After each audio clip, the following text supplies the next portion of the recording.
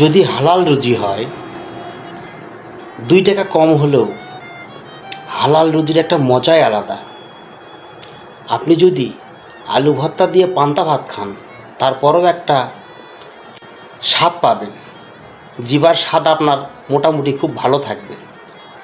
আর যদি হারাম ইনকাম করেন, গরুর গোশত, দই, মিষ্টি যা আছে আপনার সামনে থাকবে, কিন্তু আপনার জিভায় স্বাদ থাকবে না। আপনার পেটে গ্যাস্ট্রিক, আপনার পেটে আলসার, আপনার ডায়াবেটিক্স সব কিছুই লেগে থাকবে, কিন্তু আপনি খেতে পারবেন না। তার কারণ আপনার ইনকামটা ছিল হারাম। তাই আসুন সবাই ঐক্যবদ্ধ হই, সবাই আমরা হালাল রুজি করি। 2 টাকা ইনকাম হলেও আমরা সুখে শান্তিতে থাকতে পারবো। আমাদেরকে ডাক্তারের কাছে যেতে হবে না, আমাদেরকে কোনো প্রকার অসুখে পেটের পীড়ায় ভুগতে হবে না। আমরা সবসময় মানুষের দোয়া নিয়ে চলতে পারবো, কাউকে ঠকাবো না। আমরা সেই নিয়ত করি, আমরা সুস্থ সবল জীবন যাপন করি, ইহকালে ও পরকালে শ্রেষ্ঠ মানুষ হই। আমরা মরার পরেও যেন মানুষের অন্তরে জীবিত থাকতে পারি, মানুষের দোয়া যেন আমরা কবর থেকেও পেতে পারি। একটি কথা বলি, মনে করেন আপনার একটা মোটর সাইকেল আছে, শখের মোটর সাইকেল, বহুত শখ করে কিনছেন। সেই মোটর সাইকেল জ্বালানি হিসেবে ব্যবহার হবে কি? অবশ্যই পেট্রোল অথবা অকটেন। আপনি সেই মোটর সাইকেলে যদি কেরোসিন তেল অথবা ডিজেল দিয়ে চালাতে চান, তাহলে কি চালাতে পারবেন? আমার মনে হয় কখনোই পারবেন না।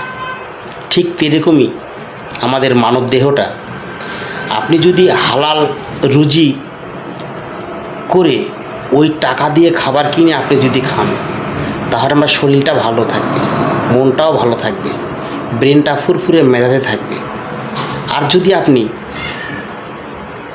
ওই কেরোসিন তেলের ভিতরে, কেরোসিন তেলের মতো আর কি, হারাম খানা খান, হারাম ইনকাম করে, হালাল খাবারই খেলেন, তবে হারাম ইনকাম করে যদি আপনি খান, ডিজেল অথবা কেরোসিন তেল দিয়ে যেমন মোটর সাইকেল চলবে না, ঠিক তেমন আপনার শরীরের ভিতরে যদি আপনি হারাম ঢুকাই দেন, আপনার আত্মাটা সঠিক থাকবে না, আপনার মনটা নষ্ট হয়ে যাবে, আপনি শুধু পাগলার মতো হয়ে ঘুরবেন। ইহকালেও শান্তি পাবেন না, পরকালেও শান্তি পাবেন না। মানুষের বদদোয়া নিয়ে আপনাকে মৃত্যুবরণ করতে হবে, এবং ওই পারে গিয়ে আল্লাহর দরবারেও আপনাকে জবাবদিহি করতে হবে। তারপরে ফলাফল কি আসবে সেটাই ভেবে দেখুন। ভাই, অনুরোধ করি, আজকে এই পৃথিবীতে আছি, কালকে হয়তো থাকবো না, কিন্তু আমাদের সব কিছু ঠিক থাকার প্রয়োজন। আপনি যদি হারাম ইনকাম করে যদি জীবন যাপন করেন, আপনার দোয়া আল্লাহর দরবারে কখনোই কবুল হবে না। আমরা সবাই ভাবি এত দোয়া করি কেন কবুল হয় না? আমরা হারাম খেয়ে খেয়ে মুখটাকে অপবিত্র করে ফেলছি, আমাদের দোয়া কবুল হবে কেমন করে? আল্লাহর দরবারে আপনার দোয়া কবুল হওয়ার প্রধান শর্ত হচ্ছে হালাল রুজি করা। আপনি যদি হালাল রুজি করতে পারেন, তাহলে আপনার দোয়া কবুল হবে। আর যদি আপনি হালাল রুজি করতে না পারেন, হালাল খাবার খেতে না পারেন, তাহলে আপনার দোয়া কখনোই কবুল হবে না।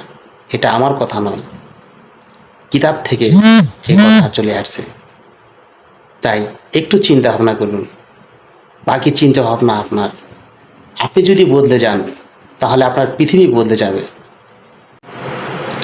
শেষে আরেকটা কথা বলি, ভাইজান, যদি আমার কথাগুলো আপনাকে ভালো লাগে, মনে যদি নাড়া দেয়, আমার ভিডিওটি লাইক, কমেন্ট, শেয়ার করে আমাকে জানাবেন। আপনার প্রতি কৃতজ্ঞ থাকব।